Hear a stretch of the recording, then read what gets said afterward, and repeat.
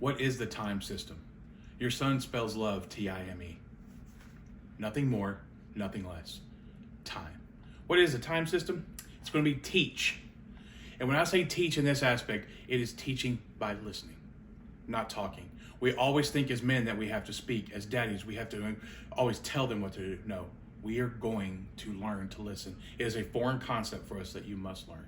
I promise you, you must learn it. We need to include them in our lives. But what does that mean? That actually means that we have to include ourselves into their lives, what they like, what they want. See, that's the problem. We were raised that our boys, ourselves as men growing up, that we were not going to do what we wanted to. We were going to do what our parents wanted us to do. No. That's not correct.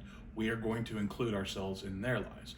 Monitor. We're going to sit back and watch. You ever just sit back and watched your kid? Problem is we have our nose in our phone. Our mind is all over the place. I have work, I have money, I have jobs, I have this, I have that. But the problem is we're not monitoring our kids. If we will just sit back and watch them, they are incredible. Our sons are incredible, and we are missing it. And then we are going to embrace them. I know men that have never been hugged before. Sometimes just a simple hand on the shoulder, a hug. Son, I love you.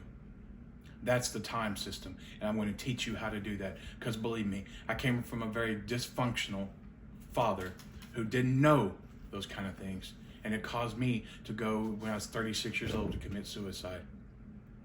You don't have to be there. I'm not quite sure why I've never done this before.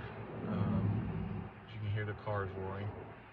I'm going to show you where I tried to take my life, and it has been almost 10 full years now.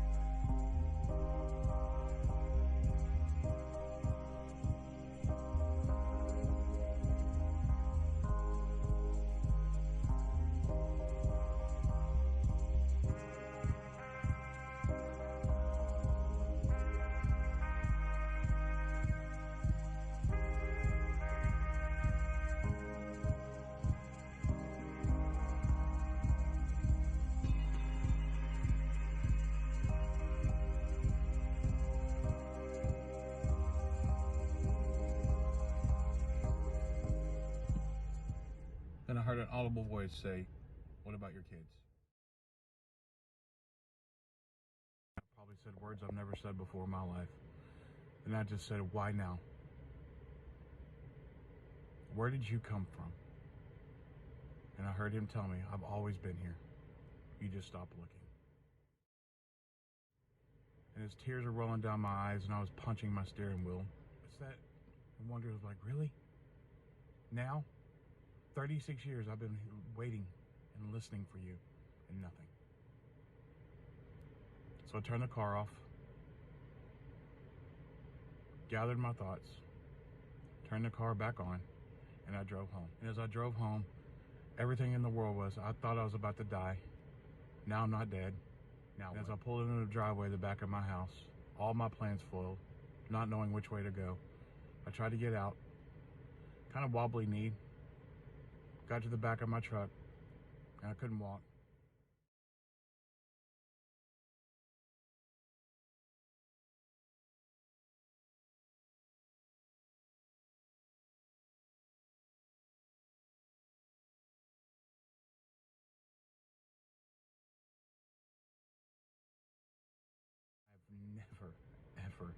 been the same. Dads, social media is killing your son. Killing him. You're like, what are you talking about? Yeah, I promise. From an addiction. Did you know social media has become an addiction? You cannot. Think about yourself. Think about you. It's hard for you to put your phone down, or you put it down like, what am I missing? I forget the actual term, but I know there's a chemical in your brain that needs it. Maybe dopamine. It is dopamine. It's an addiction. And your kid, if that's all they've known, most of our kids right now, between the ages of our sons that are between the ages of 12 and 18 years old, that's all they know is social media. That's how they know how to function. Sad part of it all is that it's unrealistic. The views on life. See, because everyone has an agenda. And in that agenda, that's what they're trying to show you. This is what life is. And kids go with it. It's because of what they know. You know why? Because you aren't spending time with your kid, raising your kid and your son. What you're actually doing is letting someone else do it. And finally, the likes and the views. I hear my own son, who is 13 years old, talk about, I need so many likes, Dad. No, son, you don't need the likes. Second point is lying. Your kids will lie just to lie. They know that you know, but you're not doing anything about it. You feel hopeless. I don't know what to do. Son, why are you lying to me? I'm not lying to you. And even though they know it, they must earn your trust. They have to. They lie about lying. They don't care because you don't care. Death and dying. Have they really started to fix on the fact of, could be as simple as, look at the roadkill.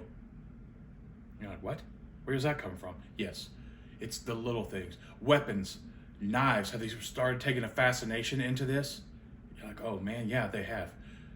They're contemplating suicide, not hurting someone else, hurting themselves. Life after death. You may not be a religious person. They want to know, where are we going? What happens? Kind of scary? Very, very truthful. And they're overly curious about every aspect of dying. And you're like, I don't know. And the thing is, as a man, we don't know. We just know what we've been taught. That's not good enough. Emotional and aggressive. Number 4. I know for me, when I got upset with my dad, I didn't want to talk to him. I didn't want to hear from him. Everything I did was, yes, sir. Very aggressive. Even though I used my manners, I was aggressive. And then I became withdrawn. And inside my head, my dad was an idiot. I didn't want to talk to him. What do you know about me? You don't spend any time with me. And finally, the physical changes. The clothes, the hair, the music, the lack of hygiene. And yes, boys are gross. They are gross. But at the same time, they're getting to that age now between 12 and 18 where if those things aren't important, something is going on. And the last thing that I want to tell you about this is not a stage. You may think it's a stage or it's hormones. If you fall for that, something horrible is going to happen. And when it does, all you will have left is, why didn't I spend time with my son?